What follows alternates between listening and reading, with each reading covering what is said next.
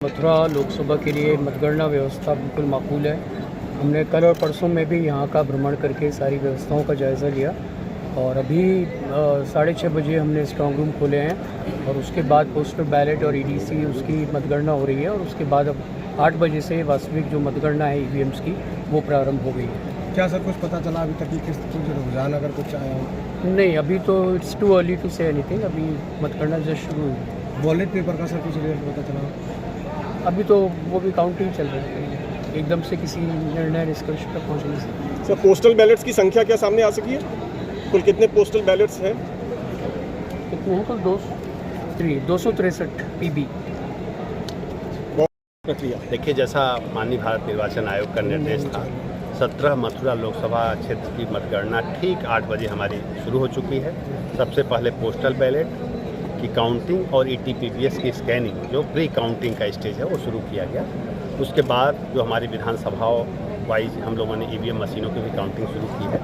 लगभग सभी विधानसभाओं में एक राउंड कंप्लीट हो चुका है, लेकिन अभी टैबुलेशन का काम चल रहा है, जिसमें अभी 10 से 15 मिनट और लगेंगे और बहुत स्मूथ रूप से काम चल रहा है। सबसे बड़ी चीज़ ये है कि हमारे सभी प्रत्याशीगण व्यवस्था में पूरा हमें सहयोग कर रहे हैं। हमारे सभी कार्मिक पूरी तन्मयता से, पूरे लगनशीलता से इस कार्य में लगे हैं और हम जैसे जैसे परिणाम आता जाएगा आप लोगों को अवगत कराते जाएंगे और हम उम्मीद करते हैं कि अगले 15 से 20 मिनट में एक राउंड का परिणाम हम आपको दे सकें। सर कुल कितने राउंड की मतगणना होनी है? देखिए, अगर हम बात करें तो अलग अलग विधानसभाओं में अलग अलग है। जैसे मथुरा विधानसभा जो है उसमें सबसे ज़्यादा 35 राउंड है।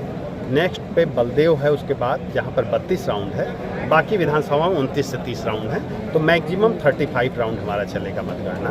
तो हम उम्मीद करते हैं कि 2 से 4 के बीच में हम अंतिम परिणाम देने की स्थिति में हो सकते हैं, अगर सब कुछ स्मूथ चलता रहा। बहुत शुक्रिया। तो जो कमियां है उसका पूरा करना है, वो सारा काम करेंगे। 400 पार का नारा दिया था, लेकिन जो तस्वीर सामने आ रही है वो कहीं ना कहीं वो जो भी हो, लेकिन मुझे तो पूरा विश्वास है, हमारे राधा रमन जी के ऊपर विश्वास है कि वो हमारी सरकार बनेगी, मोदी जी ही प्रधानमंत्री बनेंगे और हम सब वापस वैसे ही काम करेंगे। आप लोग लगातार भगवान राधा रमन जी को गए, आपको क्या था कि क्या मांगा? मैंने यही मांगा कि मैं ब्रज में वापस आ रही हूँ तीसरी बार, तो मुझे पूरा शक्ति दें, बुद्धि दें कि और यहाँ पे और क्या क्या काम कर सकते हैं वो सब मैं कर सकूँ और हमारे प्रधानमंत्री नरेंद्र मोदी जी बने, उनके लिए प्रार्थना की। आपको जमुना शुद्ध होगी क्या? मैडम जमुना शुद्ध होगी क्या? लोकसभा निर्वाचन 2024 के अंतर्गत मतगणना चल रही है।